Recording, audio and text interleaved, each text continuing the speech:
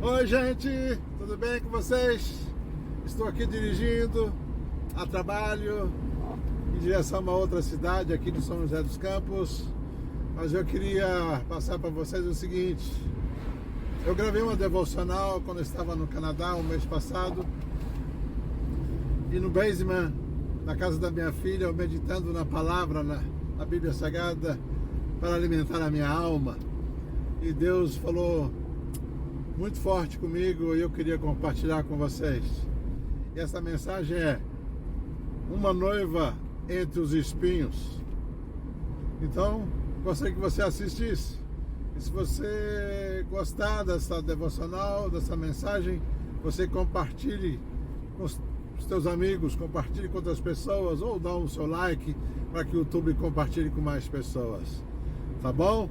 E no final também dessa devocional, eu gravei algumas coisas interessantes lá do Canadá, algumas curiosidades. Se você tiver alguma curiosidade sobre o Canadá, sobre a cidade, então você assiste lá, tá bom?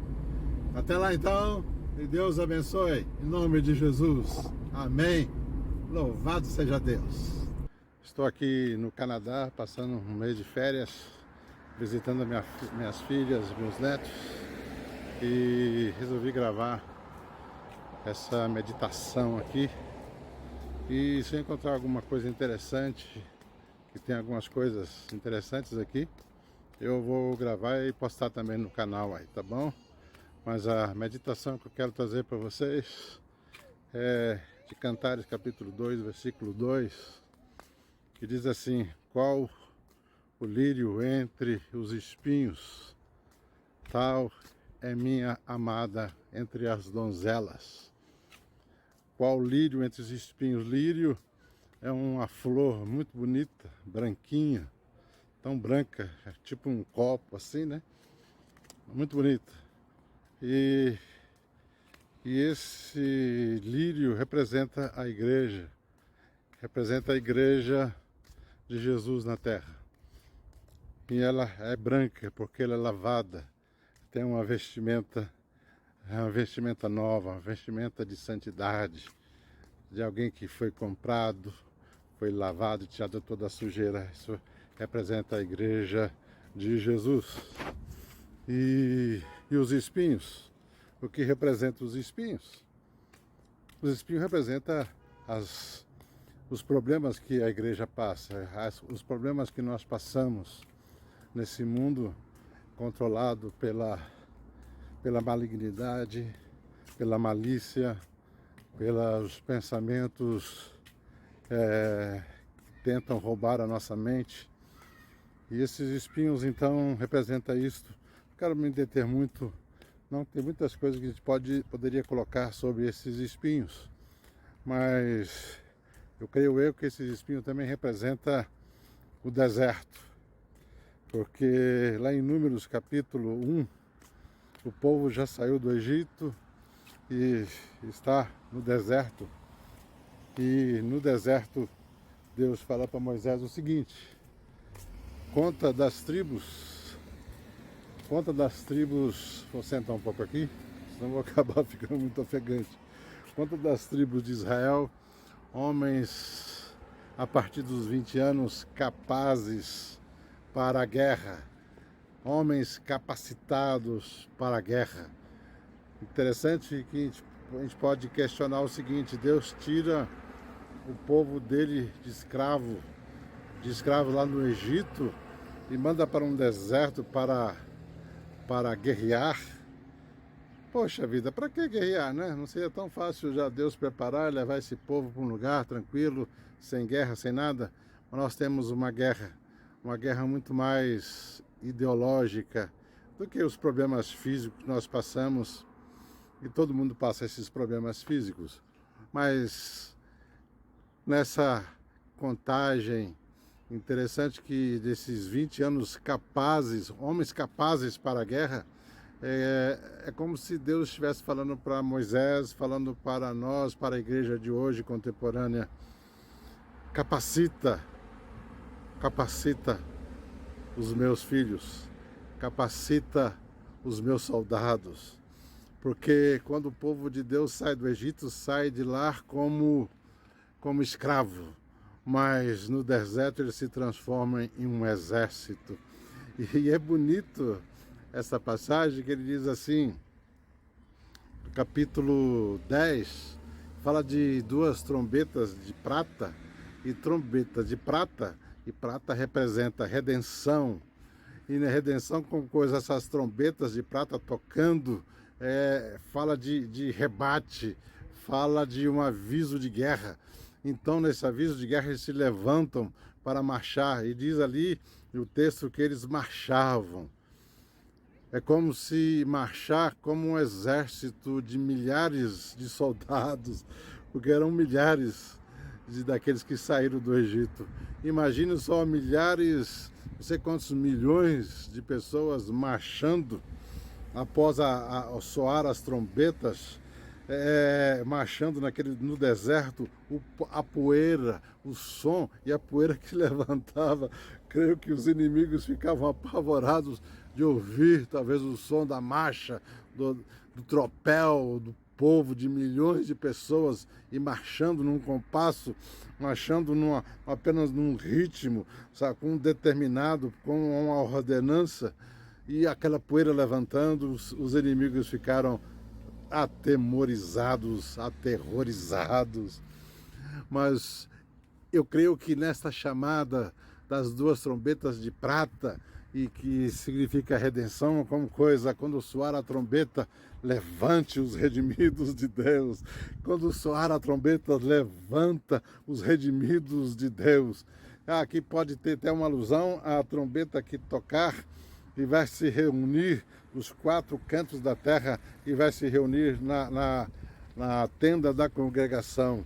A tenda da congregação significa lugar da presença de Deus.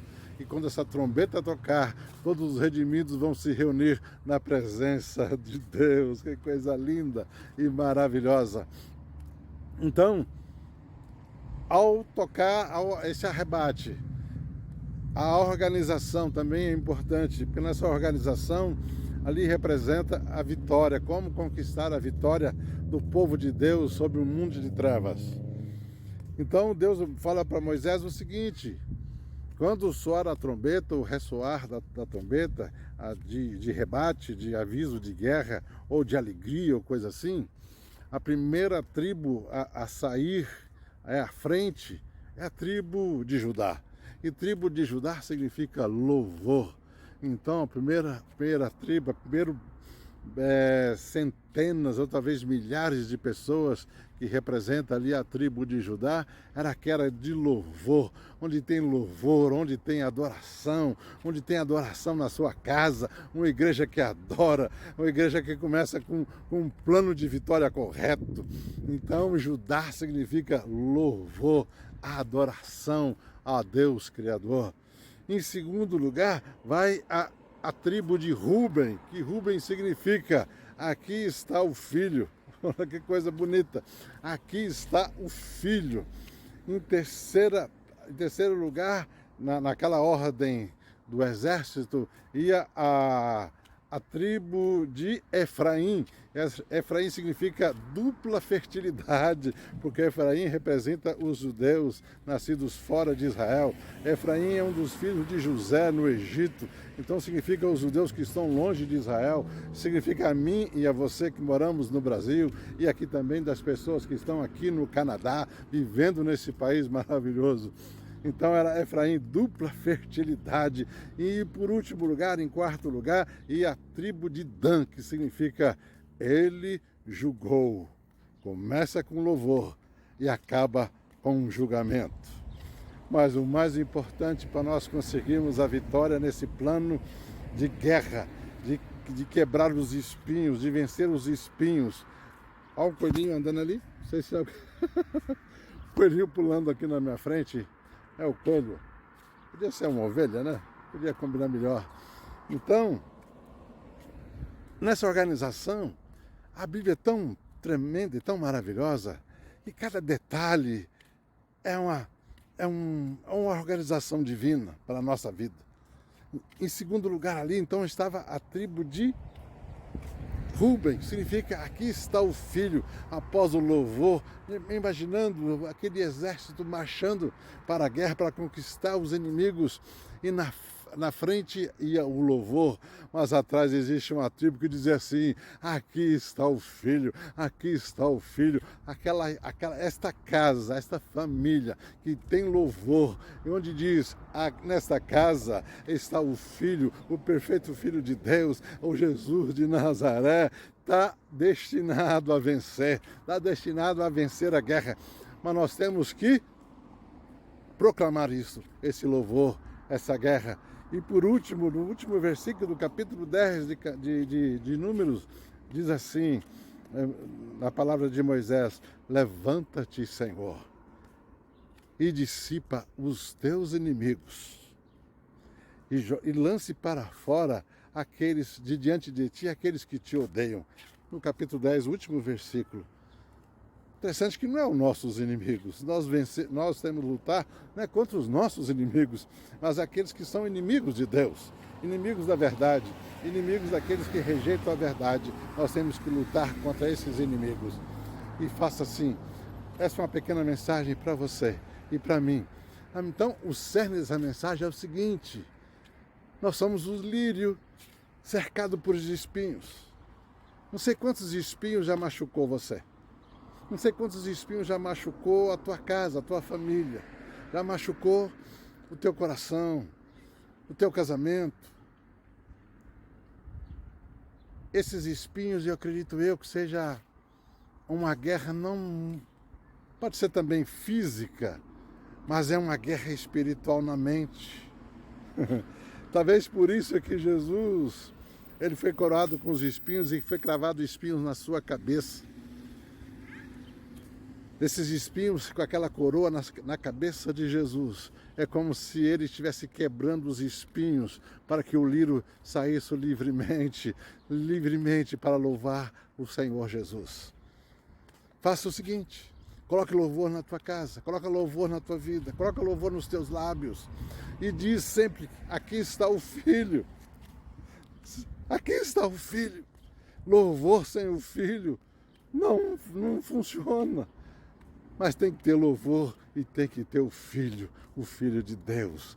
Aí você pode marchar e marchar até receber a promessa de Deus. E louvado seja o nome do Senhor.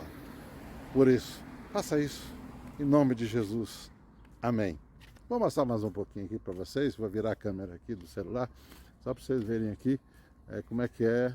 São 8 horas da noite e ainda está dia. E é muito bonito, olha aí como é que é. As casas todas de madeira. Tem umas que é revestida por fora de tijolo. Aí as ruas largas. Não tem muro. Não tem portão. E não tem nada. Depois eu vou gravar alguma coisa. Vou postar também no meu canal, também no Instagram. E se você quiser ver alguma mensagem bonita, alguma paisagem bonita, lá no meu Instagram que eu postei algumas fotos lá e está lá, tá bom? Deus abençoe a sua vida. Amém. Louvado seja Deus. As balsazinhas, uma vermelha e outra azul. A vermelha, canadense. Azul, Estados Unidos. Ali, do lado de lá, pega a balsa do lado americano. E do lado de cá, que eu não estou vendo onde é, pega a balsa canadense e sobe para apreciar as belezas da natureza.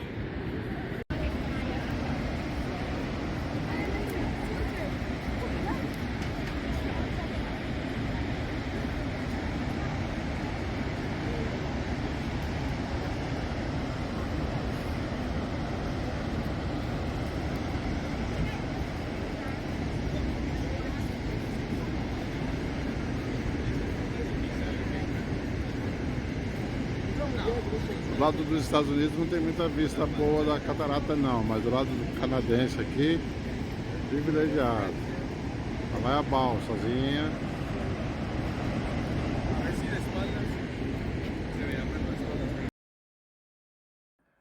Olá, tudo bem? Se você é curioso como eu sou, eu gosto de saber como funcionam as coisas, Vou mostrar para vocês aqui como funciona no Canadá o sistema de prédios residenciais. Não sei como é que são os comerciais, mas os residenciais são dessa maneira que eu vou começar a filmar aqui e vou mostrar para vocês agora, tá bom? Aqui então estão os prédios, é um condomínio, né, de prédio. Externamente é desta maneira. E eu vou mostrar internamente que tem algumas curiosidadezinhas aqui que é interessante para mostrar para vocês. Então aqui os corredores dos prédios aqui parecem um hotel. Os corredores grandes, que os apartamentos ficam todos somente de um lado. E as portas têm essas fechaduras assim, sabe? Não tem chave. Tem uma chave aqui, mas a maioria é por código aqui. Ó. E por sinal, essas fechaduras, já a maioria dos apartamentos aqui são alugados. Então, se o inquilino não paga o aluguel da casa dele via celular, ele vem e muda o código aqui. O inquilino não consegue entrar no apartamento enquanto ele não pagar o aluguel. É assim que funciona. Quer ver? Então, o corredor é bem longuinho, com vários apartamentos. Aqui, outro corredor, tá vendo? Praticamente um hotel, né? Igual um hotel. E aqui é a entrada do prédio. A gente puxa aqui. E aqui tem outra porta que a gente não consegue entrar. Bem, agora está aberta. Não sei porquê. Mas ela não toca, né? Agora não consegue. Aí o que tem que fazer? Tem que vir aqui. Tá vendo? Estou eu lá. Aí você entra no contato. To search, please enter the name or apartment number or just slide up and down to search. Aí você procura aqui o número do apartamento. No caso lá 208. E chama para o proprietário. O proprietário pode, onde ele estiver, ele liga via celular e abre a porta aqui e a pessoa entra. Muito bom, não é? Beleza? Então é assim que funciona.